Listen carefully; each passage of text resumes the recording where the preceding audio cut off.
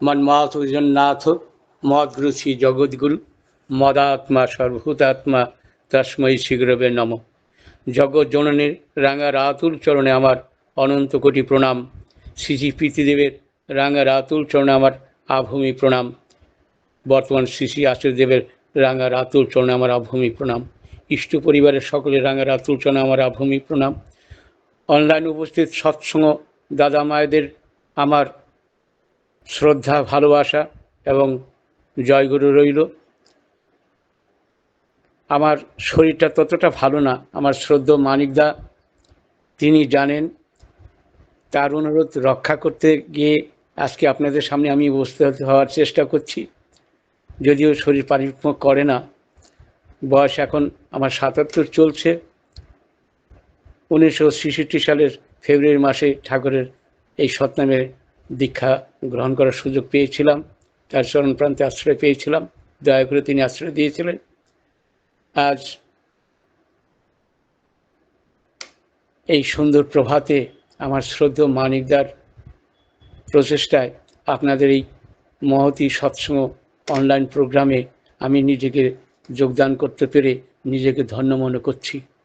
যার কথা সারা বিশ্ব জুড়ে চারিত হয়ে যাচ্ছে, ব্রহ্মবৈবর্ত পুরাণ, বিষ্ণু সংহিতা, কল্কি পুরাণ, চিতাবাণী, ভাগবত, বাইবেল, বিভিন্ন গ্রন্থে যেভাবে তার সম্বন্ধে, তার আগমনের বার্তা তার সম্বন্ধে বলেছেন, তা বলে শেষ করা যায় না। আমি সীমিত জ্ঞান, স্বল্প বুদ্ধির মানুষ, আমি তার কথা কেমন করে ব্যাখ্যা করব বা তুলে ধরব? এই বিরাট আকাশখানার প্রতিবিম্ব যদি আমি একটা ছোট্ট শিশির বিন্দুর মধ্যে দেখতে চেষ্টা করি, তা যেমন অলিক হয়ে ওঠে, ঠিক তেমনি আমার সীমিত জ্ঞান এবং স্বল্প সময়ের মধ্যে তাকে তুলে ধরার ধৃষ্টতা আমি রাখি না। তবু চেষ্টা করছি। তার কথা কতটুকু তিনি দয়া করে বলাবেন আমি জানি না। অনেক কথাই ভুলে যাই, মনে রাখতে পারি না। শ্রী ঠাকুর যে পদ্মার পাড়ে জন্মগ্রহণ করেছিলেন, আমারও জন্ম হয়েছিল সেই পদ্মার পাড়ে। আজ এই ৭৭ বছর বয়সে মনে হয় সেই বাংলাদেশ, সেই পদ্মার পাড়ে আবার যাব, কিন্তু শরীর পারমিট করে ওঠে না। তবু সে মনের আশা রয়েছে, যদি একবার যেতে পারি তাহলে নিজেকে ধন্য মনে করব। আমারও জন্মভূমি, আর পরম দয়াল শ্রী ঠাকুর অনুকূলচন্দ্রের পবিত্র জন্মভূমি, সেটা তো মহাতীর্থ। সেখানে সকলেরই যাওয়া প্রয়োজন, সকলেই যাবে, একদিন যাবে, আমিও যাওয়ার চেষ্টা করব। এইটুকুন দয়ালের কাছে আপনারা প্রার্থনা করবেন আমার জন্য শরীর পারমিট করে আমি যেন তার জন্মভূমিটা দর্শন করে আসতে পারি। আর যার সম্বন্ধে বলার চেষ্টা করছি, বিশ্বকবি রবীন্দ্রনাথ, যাকে ঠাকুর যোগভ্রষ্ট ঋষি বলেছিলেন। এক সময় তিনি যোগেশ্বরের সাথে যোগে যুক্ত ছিলেন, কোনো কারণবশত তার থেকে একটু তিনি যোগভ্রষ্ট হয়ে পড়েছিলেন। তাই ভোরের পাখি যেমন কাকলি দিয়ে বলে দেয় প্রভাত হয়ে এসছে, ঠিক তেমনি যুগে যুগে রবীন্দ্রনাথ দুনিয়ার বুকে এসে বলে দেবেন তিনি আসছেন। সেই পূর্ব মুহূর্তের কথা মানুষের কাছে তিনি পৌঁছে দেবেন তার গানে, কবিতায়, ভাষায়, বিভিন্নভাবে। তাই তার সেই কবিতার মধ্যে আমরা দেখতে পাই, তিনি বলছেন, উদয়ের পথে শুনি কার বাণী, ওরে ভয় নাই, ভয় নাই, নিঃশেষে প্রাণ যে করিবে, ওরে ক্ষয় নাই, তার ক্ষয় নাই। আরও তিনি বলছেন বহু কথা, তা বলে শেষ করা যাবে না। আরেকটি কবিতায় তিনি বলছেন, কত অজানারে জানাইলে তুমি, কত ঘরে নিলে ঠাই, দূরকে করিলে নিকট বন্ধু, পরক করিলে ভাই। এখানে আমি যদি কয়েকটি প্রশ্ন করি, কত অজানারে জানাইলে তুমি, কে জানালেন? কত ঘরে নিলে ঠাঁই, কে ঠাঁই নিলেন প্রতি ঘরে ঘরে? দূরকে করিলে নিকট বন্ধু, দূরকে কে নিকট বন্ধু তৈরি করে দিলেন? পরকে করিলে ভাই, পরকে কে ভাই করে দিলেন? এক কথায় উত্তর হয় ঠাকুর। আমরা সেই দয়ালকেই পেয়েছি, যাকে রবীন্দ্রনাথ ঠাকুর বলছেন, তার গানের মধ্যে দিয়ে বলছেন, আমার মাথা নত করে দাও হে প্রভু, তোমার চরণ ধুলার তলে, আমি তো খুব সামান্য মানুষ জীব। তার কথা কতটুকু তুলে ধরব? ঠাকুরের পরম ভক্ত ডক্টর রেবতমোহন বিশ্বাস, তিনি আমেরিকাতে গিয়ে তার স্বরে ঘোষণা করে বলেছিলেন, বিশ্ব সমস্যার সমাধানে শ্রী ঠাকুর অনুকূলচন্দ্রের দীপ্ত জীবন এবং বাণী। সেখানে তার সেই গবেষণার বিষয়বস্তু তিনি তুলে ধরেছিলেন, গবেষকরা সেমিনারে বক্তব্য রাখার সময় তাকে প্রশ্ন করেছিলেন, মিস্টার বিশ্বাস, আপনি যে মহাপুরুষের জীবনকে আপনার গবেষণার বিষয়বস্তু করে তুলে ধরেছেন, he may be next Christ or Lord Shrikrishna. Doctor Rebatmohan Biswas তারস্বরে ঘোষণা করে বলছেন, how can I compare the Pacific ocean the little river Hudson. আমরা একটা ছোট্ট নদী হাডসনের সাথে তুলনা করেছিলেন তথাকথিত জিসাস ক্রাইস্ট অথবা লর্ড শ্রীকৃষ্ণকে, এবং শ্রী শ্রী ঠাকুর অনুকূল চন্দ্রকে বিরাট প্রশান্ত মহাসাগরের সাথে তুলনা করেছিলেন। আর তখন ওই গবেষকরা তাকে বলেছিলেন, তার কথা আপনি কিছু তুলে ধরুন। তখন তিনি বলেছিলেন, দেখুন, আমি দয়ালের চরণে 30 বছর আগে আশ্রয় পেয়েছিলাম। এই 30 বছরে যা জেনেছি তা যদি আমাকে বলতে হয়, তাহলে আমাকে 30টি বছর সময় দিতে হবে। তাহলে ভাবুন তিনি কত বিশাল, কত ব্যাপক। তার কথা বলার মতো ধৃষ্টতা রাখা কি আমার পক্ষে সমীচীন? মোটেই নয়। তাই সকলের সার্বিক কল্যাণ প্রার্থনা করি তার দয়ালের চরণের, তার রাঙা আতুল চরণে। জীবন চলার পথে ঘাত প্রতিঘাতে আমরা যে অভিজ্ঞতা জীবনে লাভ করি তাই মানুষের কাছে তুলে ধরি। আমাদের সমাজে অনেক সাধু, গুরু, বৈষ্ণব ইত্যাদি যারা আসেন, তারা ভক্তবিন্দুদের সমাগমের মধ্যে তারা কিছু শ্লোক, সংস্কৃত শ্লোক তথা কিছু কাহিনী তারা তুলে ধরেন। যেমন মহর্ষি উজিকের কাহিনী, একলব্য কাহিনী, উদ্ধব কাহিনী, এই ধরনের ঋষি আরণির কাহিনী, এই ধরনের বিভিন্ন কাহিনী তারা ভক্তবিন্দুদের মধ্যে বলে তাদের ভক্তি শ্রদ্ধা আদায় করেন। আমরা কিন্তু তা নই। আমরা চলার পথে, জীবন চলার পথে ঘাত প্রতিঘাতে যত অভিজ্ঞতা আমাদের জীবনকে সঞ্চারিত করে তোলে, সেটাই মানুষের কাছে তুলে ধরার চেষ্টা করি। আমি 1971 সালে মালদা কলেজে প্রথম বিএসসি ফার্স্ট ইয়ারে ভর্তি হই। মালদা শহরের একটা গ্রাম কৃষ্ণপল্লী, সেখানে আমরা গ্রাম থেকে উঠে আসা বেশ কিছু ছেলেরা সেখানে থাকতাম। সেখানে 2টি মেস করে আমরা থাকতাম। একটি মেসে আমি থাকতাম, সেখানে আমি একমাত্র নিরামিষ খেতাম, এবং যে ওই মেসের বাড়ির মালিক যিনি, তারা স্বামী স্ত্রী, তারা ঠাকুরের এই পবিত্র স্বস্তিনী ব্রতধারী, এবং তারা নিরামিষ খেতেন। আমাকে তারা সবসময় সমর্থন করতেন। কিন্তু আমার যারা সহপাঠী বন্ধুরা ছিলেন, অন্তত 50-60 জন কলেজের ছেলে, তারা আমাকে প্রতি মুহূর্তে বিব্রত করতেন, প্রশ্ন করতেন, নানা দিক দিয়ে নানা প্রশ্ন। একদিন আমার 1 বছরের সিনিয়র, বিএসসি সেকেন্ড ইয়ারে পড়ে সুনীল মণ্ডল বলে এক দাদা, তিনি আমাকে মুখের উপরে বলে ফেললেন, তোদের ঠাকুর বেহুদ্দা, মাছে আমাদের জন্ম, আর সেই মাছই খেতে নিষেধ করেছেন। কীরকম ধরনের তোদের এই বেহুদ্দা ঠাকুর, যার বোধের অভাব। আমার তো সেই কথা শুনে মাথায় বুঝতেই পারছেন, আমি তখনও কলেজের ছাত্র, পায়ের রক্ত মাথায় উঠে গেল। মাথা গরম করে দুইজনেই তার উৎসরে চিৎকার, এত চিৎকার, প্রায় পাড়ার 200-250 মতো লোক জড়ো হয়ে গেল আমাদের সেই চিৎকার চেঁচামেচি শুনে। তখন এমন একটা সময় ছিল যে যারা বিজ্ঞানের ছাত্র তারা বলতেন, বিজ্ঞান ভগবান মানে না, ভগবান বলে কিছু আছে এটা বিজ্ঞান মানে না, যদিও অস্বীকার করার জায়গা তাদের নেই। তারা কি বলতো, যে না, ভগবান বলে কিছু নেই, প্রকৃতি বলে একটা শক্তি আছে, সেটাকে বিজ্ঞান মানে। বেশ ভালো কথা। তাহলে প্রকৃতির নিয়মে যদি মাছ মাংস মানুষের খাদ্য না হয়, তাহলে আপনি নিশ্চয়ই নিরামিষ খাবেন, আজ থেকে আমিষ আর খাবেন না। তখন সুনীলদা বলছেন যে আগে তুমি প্রমাণ করো তো যে মাছ মাংস মানুষের খাদ্য না, প্রকৃতির নিয়মে। দয়ালের কথা এখানে বলতে আপনাদের সামনে বসেছি ঠিকই, আপনাদের কাছে আমি একান্তভাবে বলছি, আমি তখনও জানতাম না কি বলে, কেমন করে বললে, কোন কথা বললে, কোন ভাষা বললে আমি প্রমাণ করতে পারবো প্রকৃতির নিয়মে মাছ মাংস মানুষের খাদ্য নয়।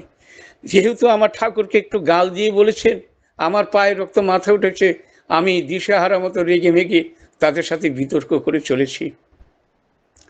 সেই আবেগেই মুখে যা আসছে তাই যেন বলে যাচ্ছি। প্রশ্ন করলাম, বলুন তো, শিয়াল, কুকুর, বিড়াল, বাঘ, সিংহ এরা কি খায়? বলে এরা মাংসাশী প্রাণী, এরা মাছ মাংস খায়। এরা জল কেমন করে খায়? জল জিভ দিয়ে চেটে খায়। বলুন তো, ছাগল, ভেড়া, মহিষ, গরু, হাতি এরা কি খায়? বলে এরা তৃণভোজী। এরা জল কেমন করে খায়? এরা জল চুমুক দিয়ে খান। আপনি কেমন করে খান? আমি প্রশ্ন করলাম, আপনি কেমন করে খান? বলে চুমুক দিয়ে খাই। তাহলে প্রকৃতির নিয়মে আপনার আপনি তৃণভোজী মানুষ, আপনার খাদ্য কিন্তু আমিষ নয়। আর যদি আপনি আমিষ খান তাহলে জল জিভ দিয়ে চেটে খান। তখন বুঝতে পারিনি এত অকাঠ্য কথা ঠাকুর কেমন করে মাথায় জুগিয়ে দিলেন। আমি তো আমার নিজের কথা বলতে সেদিন বসেছিলাম না, তারই কথা বলতে চেয়েছিলাম।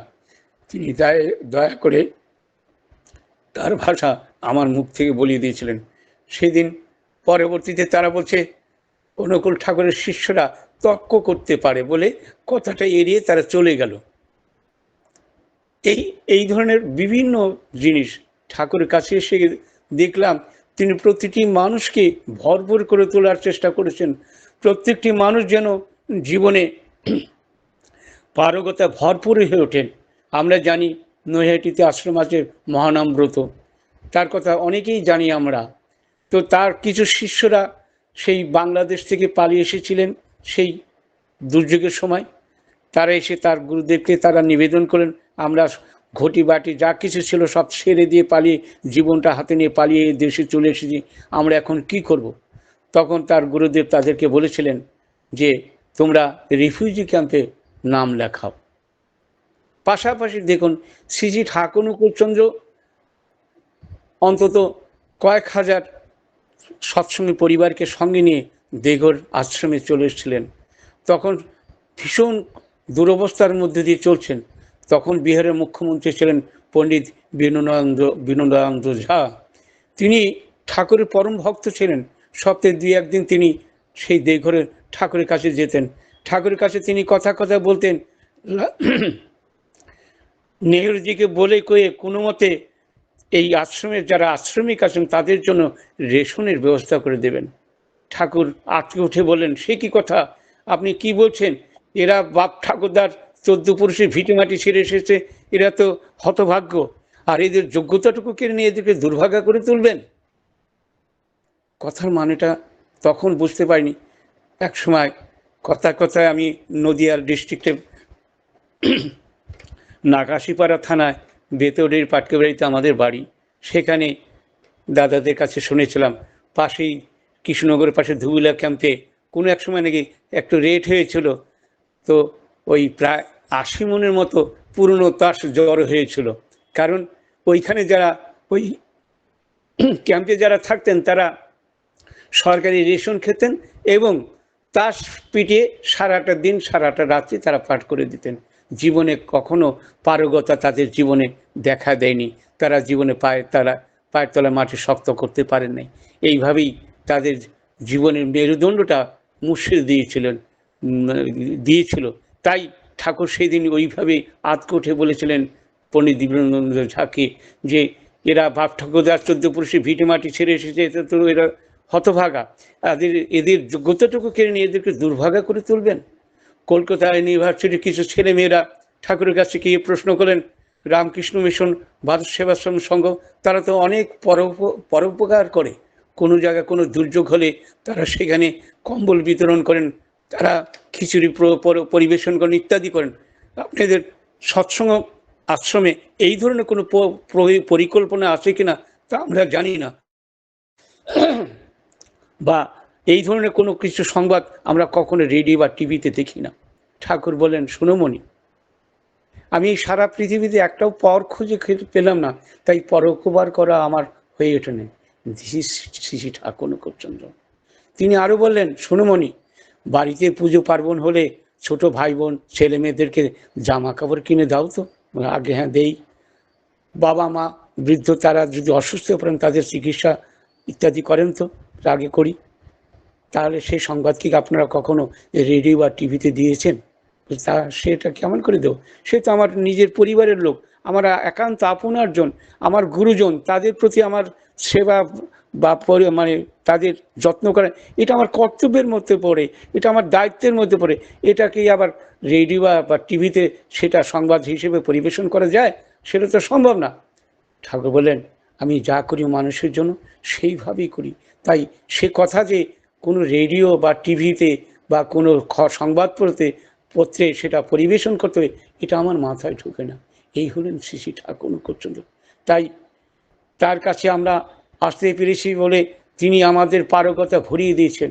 সকলের কাছে আমার আমার ব্যক্তিগত জীবনের কিছু কথা বলার ইচ্ছা ছিল, কিন্তু সময় খুব সীমিত। আমার শ্রদ্ধেয় দাদা আমাকে আগেই নির্দেশ দিয়েছেন 25-এর মধ্যে যাতে আমি শেষ করতে পারি, তাই সময় খুব সীমিত। তাই আমার ব্যক্তিগত জীবনের কথা পরবর্তীতে কখনো যদি কোনো সুযোগ পাই তাই বলার চেষ্টা করব। তবে আজকে এই অনলাইনে উপস্থিত যারা আছেন তাদের সকলের কাছে আমার একটা অনুরোধ, সেটা আপনাদের কাছে রেখেই আমার কথা সীমিত করব। আজকে পরম দয়াল শ্রী শ্রী ঠাকুর অনুকূলচন্দ্রকে জীবনে পেয়ে জীবনকে ধন্য করার চেষ্টা করে চলেছি। আজকে তাকে আমরা সিংহাসনে বসিয়ে রেখেছি। ঠাকুর বলেছেন, আপনাদের এই যে ইষ্টপ্রাণতা, অচ্যুত ইষ্টনিষ্ঠ প্রাণতা, এটা যদি আপনাদের পরবর্তী বংশধরের মধ্যে যদি চালিয়ে না দিতে পারেন, তাহলে আপনাদের জীবনটা ব্যর্থ হয়ে যাবে, বৃথা হয়ে যাবে। তাই আপনাদের কাছে আমার একটাই অনুরোধ, আজকে যে ঠাকুরকে আমরা সিংহাসনে বসিয়ে পুজো করছি, তাকে আরাধনা করছি, তাকে স্মরণ মনন করছি, তারপর তার নির্দেশ মাথায় নিয়ে চলার চেষ্টা করেছি, আমাদের পরবর্তী প্রজন্ম যেন সেই ঠাকুরকে সিংহাসন থেকে তুলে নিয়ে দেয়ালের ঠাকুর না করে দেয়। আজকে আমি সকলের কাছে প্রার্থনা জানাবো, তিনি আমাদের হৃদয়ের ঠাকুর, আমাদের হৃদয়ে যেন তিনি সংস্থাপিত হয়ে থাকুন।